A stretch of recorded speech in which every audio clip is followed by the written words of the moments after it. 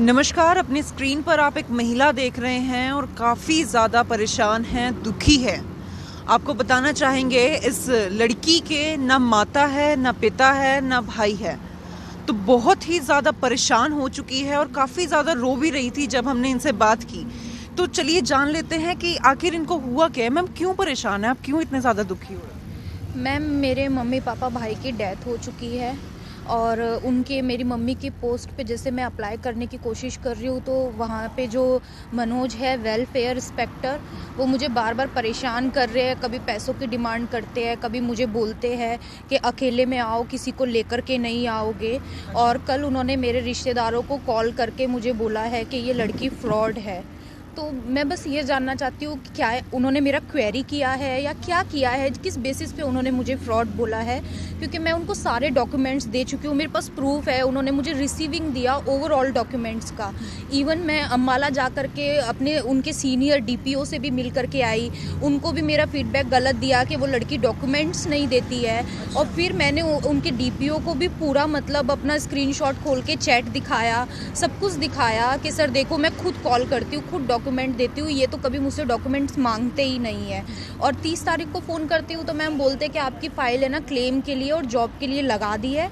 But 1 जनवरी को वो मेरे रिश्तेदारों को फ़ोन करके बोलते हैं कि आप इस लड़की को जानते नहीं हो, ये तो हमें ना थोड़ी सी मतलब फ्रॉड लग रही है। तो कैसे कोई एक आदमी मतलब किसी लेडीज़ को फ्रॉड बोल सकता है, किस बेसिस पे बोल सकता है?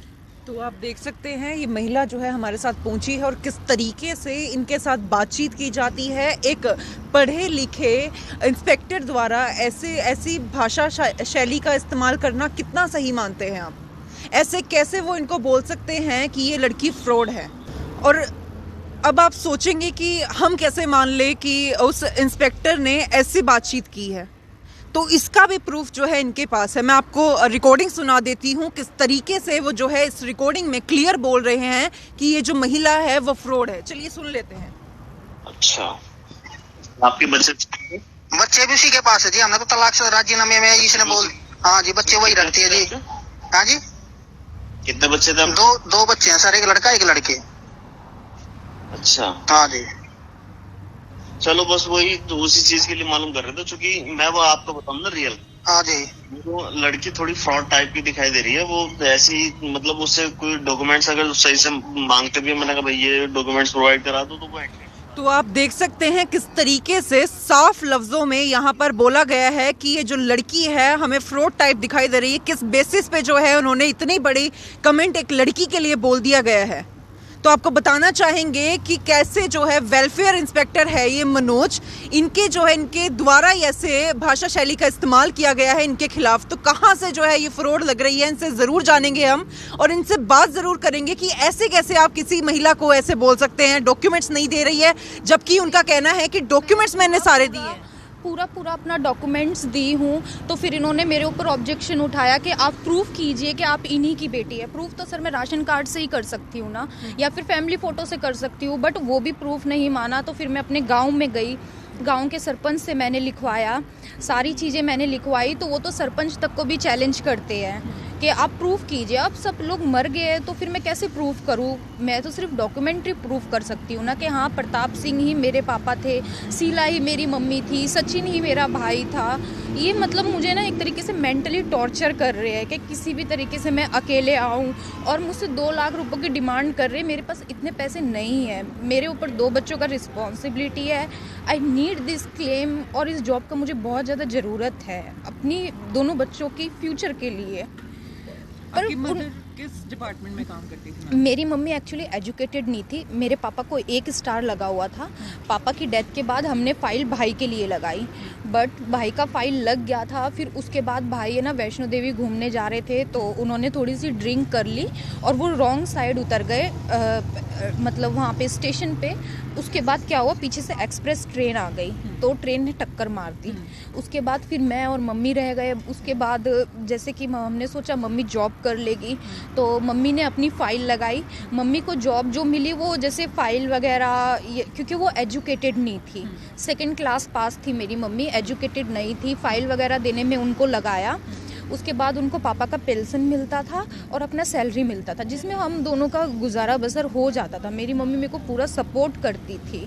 अब उनके बाद वो नहीं है तो मैं इसके लिए ट्राई कर रही हूँ। पहले इन लोगों ने बोला कि सरकारी खाते में अकाउंट खुलवाइए, आपको पैसे मिलने स्टार्ट हो जाएंगे। मेरा अकाउंट खुले हुए भी आज है ना 2-2.5 महीने हो गए, मुझे 1 रुपया नहीं मिला। इतनी दूर से आने में मुझे अपने फ्रेंड्स लोगों से हेल्प लेनी पड़ती है कि मेरे को इतनी दूर जाना है। मेरे को कन्वेंस में भी बहुत ज़्यादा दिक्कत होती है। कहाँ जॉब करती थी आपकी मम्मी? मेरी मम्मी अम्बाला में जॉब करती थी। तो आप देख सकते हैं काफ़ी ज़्यादा परेशान ये महिला हो चुकी है, किस तरीके से जो है यहाँ पर अपना दुख बता रही है कि जब पिता थे तो पिता भी एक्सपायर हो जाते हैं, भाई जॉब के लिए जाता है तो वहाँ पर जो है कुछ ऐसी परिस्थिति हो जाती है कि भाई भी जो एक्सपायर हो जाता है, माँ भी जो है एक्सपायर हो जाती है, तो आखिर में बचती है ये सिर्फ लड़की। और जब ये जॉब लेने के लिए जाती है तो कैसे धक्के खाने पड़ रहे हैं वो आप इनकी ज़ुबानी समझ ही सकते हैं। कितना ज़्यादा परेशान ये महिला हो चुकी है, कितने ज़्यादा दिक्कतें इनको आ रही है। इतना ही नहीं बल्कि इन्होंने जो है हमें ये भी जानकारी दी है कि आपको जॉब तो मिल जाएगी, लेकिन जॉब मिलेगी कैसे जब ये महिला अकेली जाएगी वहाँ पर। ये भी बात सामने आ रही है। मैम, ये आपने हमें बात बताई थी, ये क्या है? ये पूरा अकेले का क्या मैटर है? मुझे नहीं पता। ये मैं इनको कॉल करती हूँ तो मैं वॉइस कॉल करती हूँ ताकि मैं इनका कन्वर्सेशन रिकॉर्ड कर सकूँ, बट ये लोग मुझे कॉल करते हैं तो व्हाट्सएप से ऑडियो कॉल करते हैं, जबकि ऑडियो कॉल किसी अफसर को अलाउड नहीं होता है।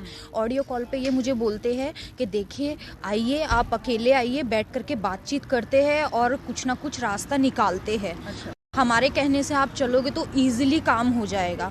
फिर मैं अपनी मौसी को लेकर के गई सोनीपत से। मेरी मौसी के सामने इन्होंने बोला कि आपको जॉब तो मिल जाएगी, बोले पर जैसे आपकी मम्मी फाइल देती थी, हमें पानी देती थी, उसी महकमे में आपको जॉब मिलेगी। चाहे आप लॉ कर रहे हो, मैं लॉ 3rd ईयर कर रही हूँ, चाहे आप कितने भी एजुकेटेड हो फिर भी आपको वही जॉब मिलेगी। और मेरे साथ ये गलत लैंग्वेज यूज़ किया गया कि आपकी मम्मी जैसे मेरी सेवा करती थी सुबह से शाम तक, वैसे आपको मेरी सेवा करनी पड़ेगी।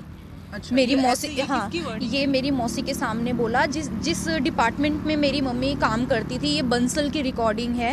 ये बंसल ने मुझे बोला, मिस्टर रमेश बंसल ने, कि जैसे आपकी मम्मी मेरी सेवा करती थी वैसे आपको सेवा करनी पड़ेगी। किस पोस्ट पे हैं मिस्टर रमेश? वो वहाँ पे उनको सब बाऊजी बोलते हैं, किसी बाबू पोस्ट पे है वो, उनको सब वहाँ पे बाऊजी बोलते हैं कि मतलब वो हेड है वहाँ के ऑफिस के। अच्छा। उन्होंने ये बोला और उन्होंने मुझे 1 हफ्ते में ही पूरा घर खाली करने के लिए इतना प्रेशर दे दिया। मुझे बोले कि 1 हफ्ते में घर खाली कीजिए, नहीं तो आपका मम्मी का जो क्लेम है उसमें से आपका 40 गुना कटेगा।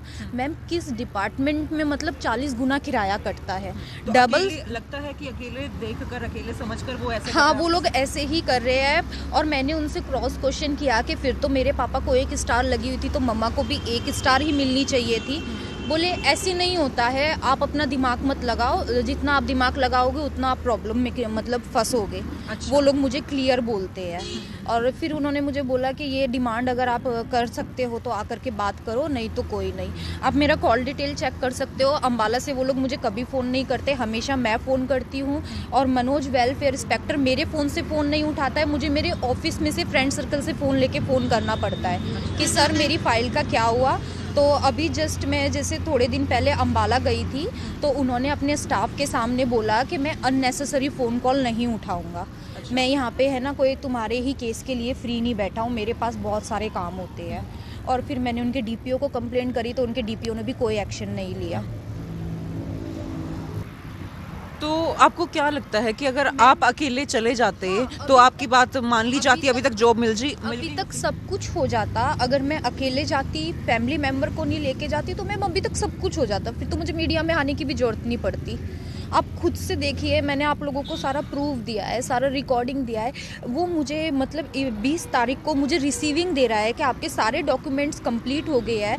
30 तारीख को मैं उनको कॉल करके पूछ रही हूँ कि सर मेरे केस का क्या हुआ, तो इंसान वो मनोज वेलफेयर इंस्पेक्टर एडमिट कर रहे हैं कि आपका फाइल हमने लगा दिया है, क्लेम वाला भी और जॉब वाला भी। और 1 तारीख को मेरे रिश्तेदारी में फ़ोन करके वो ये बोल रहे हैं कि वो लड़की फ्रॉड है। अगर मैं फ्रॉड हूँ तो फिर आप लोगों ने मुझे डेड बॉडी किस बेसिस पे दी? फिर आप लोगों ने सरकारी क्वार्टर की चाबी मुझे किस बेसिस पे दी? तो जैसे कि इन्होंने जो है अपनी पूरी दास्तां यहाँ पर बयान कर दी है, तो आप समझ सकते हैं कि उनकी नीयत क्या है। इनको अकेला बुलाते हैं, अकेले में जो है इनका काम करने के लिए तैयार है, सब कुछ इनको मिलेगा, क्लेम भी मिल जाएगा, जॉब भी जो है वो भी इनको मिल जाएगी। मगर अगर ये फैमिली के साथ जा रहे हैं तो अभी तक उस पर कोई कार्रवाई नहीं हो सकती है। तो ऐसा क्यों है? अगर एक लड़की अकेली है तो उसके सपोर्ट में आखिर कौन आएगा? कब?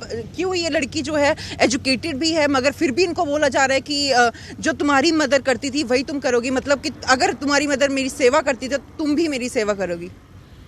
कहाँ तक ये सही है? आप खुद कमेंट करके बताइए कि ये लड़की जो है इतनी ज़्यादा परेशान हो चुकी है, काफ़ी ज़्यादा दुखी है। तो मैं बात भी ज़रूर करूँगी, हालांकि मैं उनको कॉल करती हूँ और पूछती हूँ।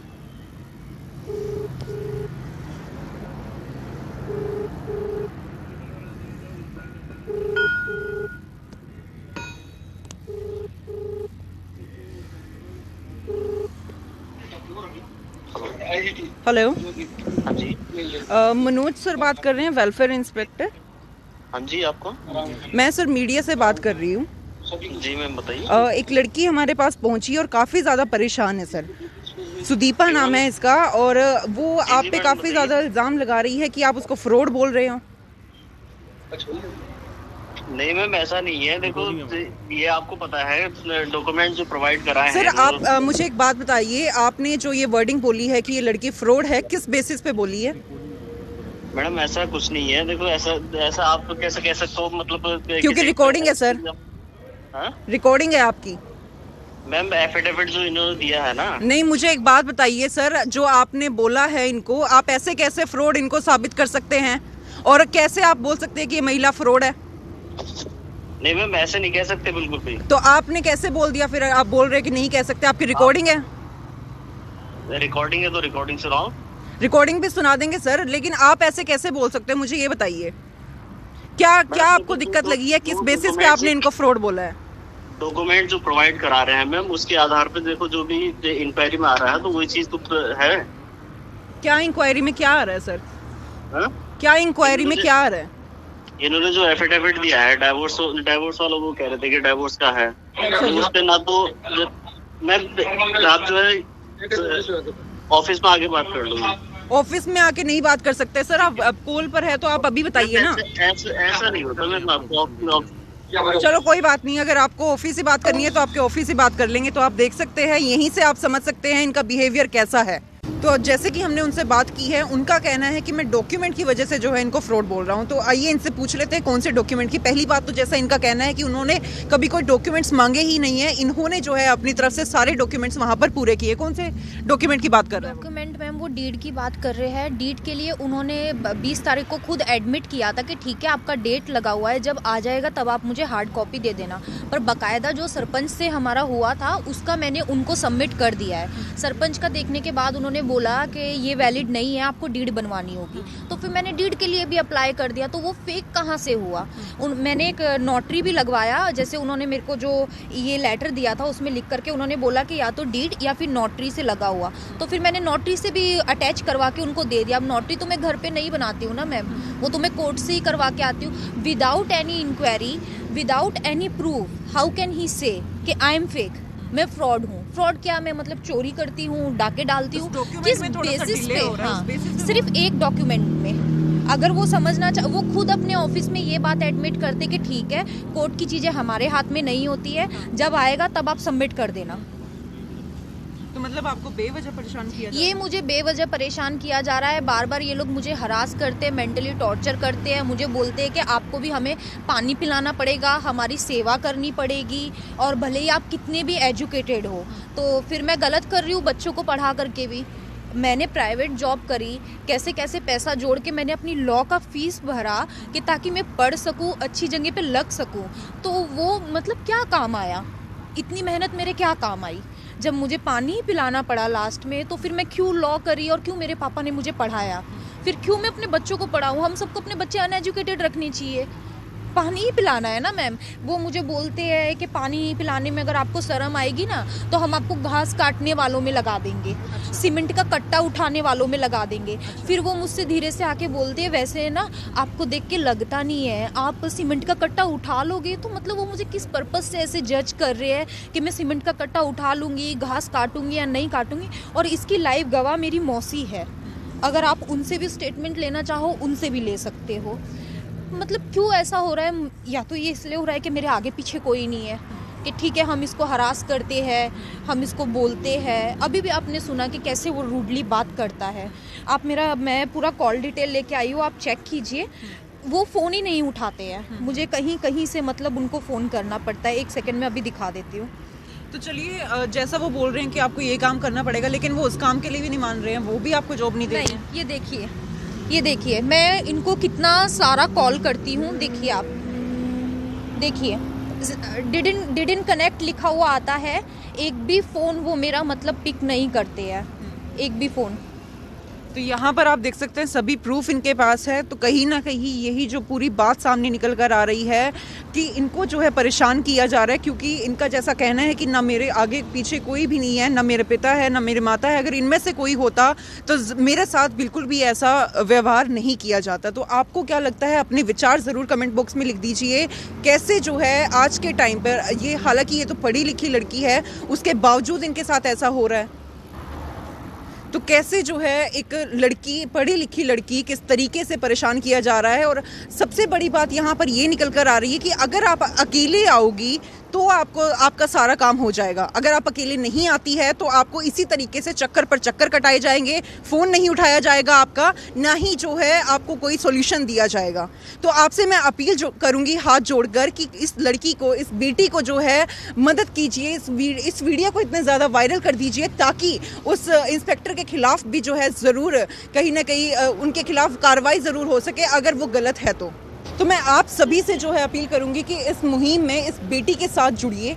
वायरल हरियाणा की इस वीडियो को इतने ज़्यादा शेयर कीजिए ताकि इस बेटी को जो है अपनी हक की जॉब मिल सके, ये काम कर सके और अपना गुजारा अच्छे से चला सके। क्योंकि ना इसकी माँ है, ना इसका पिता है, ना ही इसका भाई है, तो कोई भी नहीं है। तो आप इनकी माता बन सकते हैं, आप इनके पिता बन सकते हैं, आप जो है इनका भाई बनकर इस वीडियो को शेयर ज़रूर कर सकते हैं ताकि इस बेटी को जो है धक्के ना खाने पड़े, इस बेटी को धक्के ना खाने पड़े। इसलिए मैं आप सभी से अपील कर रही हूं कि इस वीडियो को देखने वाले इस वीडियो को ज़्यादा से ज़्यादा शेयर ज़रूर कर दीजिए।